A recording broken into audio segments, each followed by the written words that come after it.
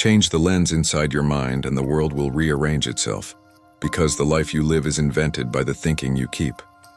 We are cartographers of our own experience. Many people think of the mind as a receiver, a passive screen upon which circumstances project their images. That is a convenient myth.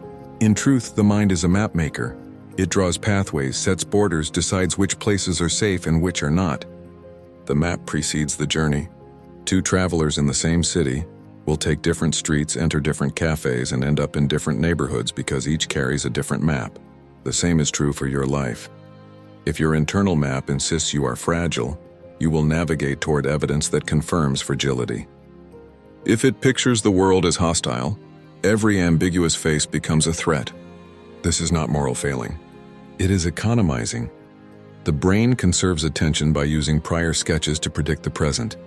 But prediction is not destiny, and it is habit. The mind's habits can be observed and revised. Start by practicing cartographic humility. Observe for a week the assumptions that lead your attention. When you say, "This always happens to me," mark the statement. You are facing a map boundary.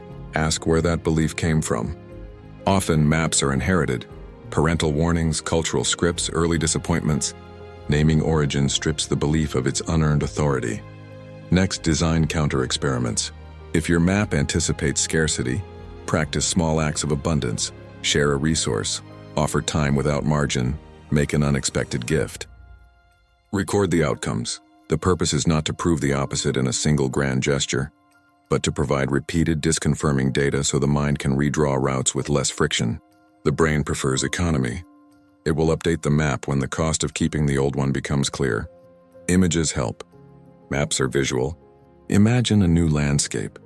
A coastline where opportunities wash ashore. A field where resources are replenished. Carry that image like a compass. When a familiar narrative tugs you back, return to the image and ask, where would the person with this new map go now? Begin to act like that imagined figure in small, mundane choices. Finally, remember you do not have to wait for external permission to change the map. The act of attention is itself agency. Over time, the small redirections accumulate. New streets appear, shortcuts are discovered. Life not only feels different, it becomes different because your maps invite different travel. Redraw your internal map deliberately. The vistas you encounter will change accordingly. Beliefs do not float loosely. They hold like keystones in an arch. A single core conviction: I'm not enough. People can't be trusted. Success requires sacrifice of self. Supports countless small decisions. When the keystone is flawed, the whole structure leans toward distortion. The critical work is architectural. Identify the keystones, test them, and remodel the load-bearing beliefs so they support a life you truly want. Begin with excavation. For a day, notice the absolute sentences you tell yourself. I always, I never, I am the kind of person who. These declaratives are architectural signs. Trace one back. Where did you adopt it? A teacher, a humiliating moment, a parent's offhand rule? When you see the provenance, the statement loses some of its sacredness. You begin to suspect it is a borrowed beam, not an original truth. Testing follows. A belief is an empirical claim about how the world behaves. If the claim is unhelpful, design small experiments that could disconfirm it. If you believe you are socially awkward, solicit short interactions where the stakes are low and track outcomes. If you believe risk equals catastrophe, take a calculated micro-risk and record the result. The goal is consistent, gentle contradiction, not reckless refutation. True architecture changes when the weight of evidence becomes undeniable. Language is a remodeling tool. Replace fixed predicates with provisional questions. I am always rejected becomes, what happens when I try again differently? Questions loosen cognitive cement and invite curiosity. Metaphor is another architectural instrument. Change I am a sinking ship to I am a ship being refitted. The metaphor suggests action and repair rather than helpless drift. Community is scaffolding for new architecture. Share old beliefs with a trusted listener and solicit observant feedback. When others witness your new experiments, they provide social proof and corrective mirrors. But be judicious, choose mirrors that reflect honesty, not judgment. Finally, accept grief as part of demolition. Taking down a keystone can unsettle identity. Some comforts vanish. Ritualize the farewell. Write the belief a goodbye letter, symbolically set it down, and perform a small act that marks the transition. This honors what the belief once did for you, and it prevents secret sabotage. Rebuild your belief architecture intentionally. When the keystones are sound, your life bears weight with ease and grace. There are currents under the surface of every life that determine direction far more surely than conscious intention. We call these currents the shadow, the collection of repressed urges, hidden resentments, and unacknowledged desires that continue to steer from below. The courageous move is not to deny the shadow, but to know it, because only the known can be integrated and redirected. Begin by noticing the places where you react in ways you later regret. Those moments are signposts. Keep a small ledger. When you lash out, procrastinate, or shrink, write what immediately preceded the action, what emotions surfaced, and what story you told yourself afterward. Over weeks, the ledger reveals patterns, predictable triggers, and recurring narratives. That visibility is the first act of compassion and intelligence. Naming is potent. A labeled emotion loses a measure of its power. This is wounded pride. This is shame. This is fear. The label separates impulse from identity. After labeling, practice a pause, 3 breaths, a step back, a short physical ritual that creates space between feeling and behavior. The pause doesn't make the feeling disappear. It gives you choice. Shadow work also requires translation into constructive channels. The energy behind envy can be converted into aspiration through disciplined practice. The aggressive edge in anger can be redirected into boundary setting and courage. That translation is practical, not mystic. It involves apprenticeship, deliberate acts, and honest accountability. For deeper wounds, therapeutic conversation is not optional. It is structural work. Symbolic acts help the psyche integrate what words cannot. Write a letter to the part of you that was wounded, then burn it in a contained way. Create a ritual that acknowledges the part and asks it to sit with you rather than run you. The psyche responds to enactment because it is built of story and image as well as reason. Finally, share domestically. Trusted peers, mentors, or therapists provide corrective mirrors and keep the shadow from becoming a private tyrant. Secret shadows can calcify into projection. Known shadows can become sources of strength. Bring the hidden into the light with steady curiosity. The shadow's energy can be harnessed for maturity rather than sabotage. You live in a narrative you did not wholly write. Childhood scenes, cultural scripts, and reactive memoirs stitched together into a recurring plot. If you are dissatisfied with the story, the recurring endings, the familiar character roles, then the work is literary as much as psychological. You must learn to rewrite your scenes, line by line. Start with authorship practice. Every evening, write one short scene of the life you want. Don't aim for grand statements. Narrate ordinary moments as if they have dignity. A morning when you do what you promised, a conversation where you speak with courage, a day where you rest without guilt. Rehearse these scenes mentally, and then do small acts that approximate them. Repetition creates a habit of being that aligns with the new plot. Challenge the default scripts. Notice the phrases you use to introduce yourself. I am the one who. Replace limiting tags with provisional authorship. Today I am choosing to be. Small linguistic moves change expectancy. Memory is malleable. By retelling the past with different emphasis, you alter its hold on the present. This is not falsification, but selective translation. Highlight competence where you previously emphasized failure. Use ritual to ground the new narrative. At the end of each week, review how the scenes you rehearsed were enacted. Celebrate small successes. The ritual creates a communal witness, even if that witness is only a notebook. Public declarations can help when paired with private action. Tell one trusted person about a small narrative experiment, and let that person be an ally. Accept friction. Old storylines will call you back, sometimes through social pressure, sometimes through your own fear. Expect misreadings. Some people will prefer the old you because it fit their scripts. Continue the work. Narratives change by rehearsal, not apology. Write your future in small scenes. When enacted repeatedly, they become the plot that shapes your life. Ideas without repetition are like seeds scattered on concrete. Habits are the soil. To change a mind permanently, you must turn insight into practice. The grand truth of psychology is humbling. The mind remakes itself through tiny, consistent acts, not dramatic resolutions. Choose micro-habits that align concretely with the mindset you want. If you aim to be disciplined, begin with a 5-minute morning ritual, a single sentence of reflection, a breath practice, or one deliberate action that says, I keep my promises. Success breeds identity. Doing the thing once creates the possibility of doing it twice. Doing it twice builds the muscle of habit. Stack habits. Attach the new practice to an established cue.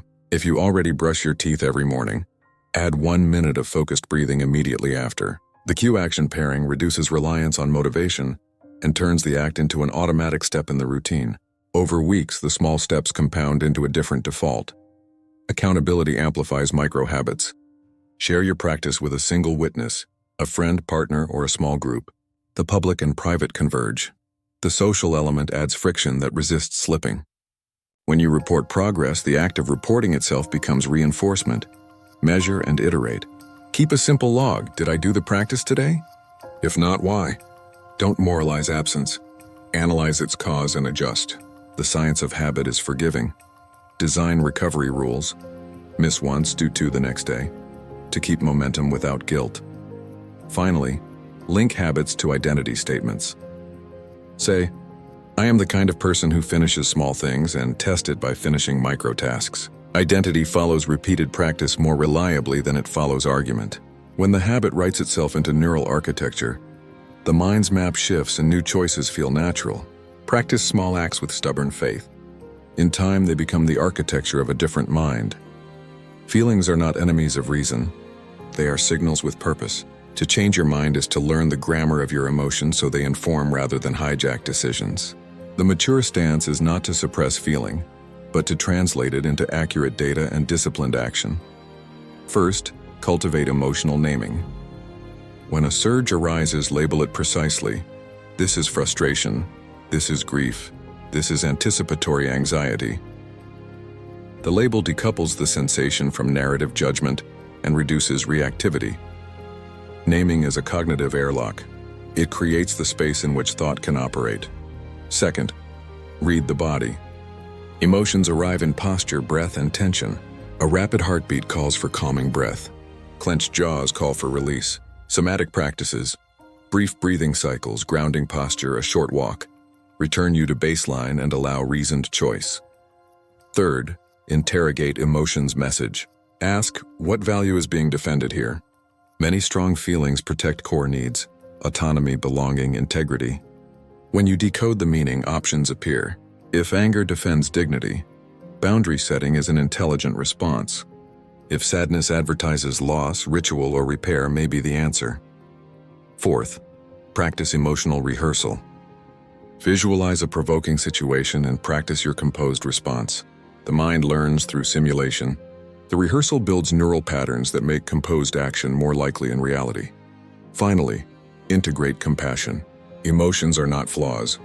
They are human. Approaching them with kindness strengthens your capacity to regulate rather than to revolt. Emotional literacy multiplies wisdom. A mind informed by feeling becomes both sharper and more humane. Let your feelings be a compass, not a cartographer. Read them well and they will guide you to wiser choices. Changing the mind often demands a pivot, a deliberate change in identity. Identity feels stable because it is socially reinforced. To pivot is to risk loss, friendships, roles, older comforts. That risk is the currency of growth. Courage is not the absence of fear, but the will to act in spite of it. Start with small pivots. Try a new role in a contained context. Lead a short project, take a different class, say an honest sentence you usually conceal. These lower stakes tests give information without catastrophic risk. The goal is to experiment with identity until you find what resonates. Manage practical risk. When you pivot, be wise. Create financial cushions, negotiate relational transitions with honesty, and maintain stabilizing routines. Courage without prudence becomes recklessness. The wise pivot is a committed experiment, bold but prepared. Seek supportive scaffolding. The company you keep will affirm or undermine the new identity. Find mentors and peers who model the pivot you seek and who will speak truth to you. Community smooths the landing from old self to new. Honor loss. Any pivot includes grieving an old role. Ritualize the farewell. Write a letter to the version of you that's leaving. Gather a witness, and mark the transition. Grief done well clears space for authentic growth. Finally, iterate. identity shifts through successive approximations. Each small step builds confidence and elaborates a new story. The pivot that becomes durable does so because it was practiced, repaired, and integrated. Risk the comfortable contours of self for the sake of becoming. Courage is the wage of a life that finally fits. Your mind is porous. What you feed it becomes you. If your inputs are reactive outrage, shallow scrolling, and fearful voices, the mind's shape will follow. Change the mind by designing its ecosystem. Select books, people, media, and spaces that cultivate the thinking you want to embody. Audit first. Spend 2 days tracking what you consume and how it affects mood and focus. Note energy drains and sources of nourishment. Replace one reactive source with a nourishing one. A reflective podcast instead of a 30-minute news cycle. A book chapter instead of an hour of mindless browsing. People are channels of input. Prioritize relationships that ask for growth and reduce time with those who anchor you in old narratives. That does not mean severing compassion. It means managing exposure intentionally. Design physical cues. A tidy desk invites sustained attention. A specific chair becomes your study altar. Ritualize the environment to support the mental work you desire. Even small aesthetic choices, a plant, a lamp, a particular cup, signal to the nervous system that different behavior is expected. Finally, program learning. Create a weekly intake, one long-form read, one reflective conversation, one practice session. The mind needs steady, curated nourishment to change its default orientation. Feed it well and watch its architecture respond. Steward what goes into your mind as carefully as you steward what goes into your body. The inputs determine the mind's shape. A new thought without practice is a promise unkept. Integration is the conversion of insight into daily habit, of conviction into conduct. The final work is practical. Accountability, repair, repetition, and moral attention that turn an idea into the fabric of life. Start with 3 daily practices that embody the new mindset. Keep them simple. A morning reflection, 1 courageous speech per week, and a nightly review. Track them. The counting is not ritualistic perfectionism. It is the scaffolding that makes change visible. Invite accountability. Find a witness, a partner, or small group to whom you report weekly. The social field protects the private. Work from drift and provides corrective feedback when you backslide. Repair is a ritual. When you fail, document honestly, apologize when required, and set a corrective course. Integration is elastic. It accepts mistakes while refusing to be defined by them. Make learning ongoing. Read, converse, and practice. The mind is renewed by a combination of input and action. Keep a learning ledger of books, ideas, and experiments and review it quarterly to measure rotation and growth. Lastly, practice humility. Growth is a long arc. Sustain requires patience. Celebrate seams and keep returning to the small acts that made the change possible. Turn insight into ritual and ritual into character. Sustain the practice and your mind will become the life you intended. Mindset is everything because it frames your world. Change it with patience, ritual, and honesty. Tend your inner map, remodel your beliefs, meet your shadow, and practice daily. Do this and your life will follow the new mind you have chosen. Change your mind and you change your life.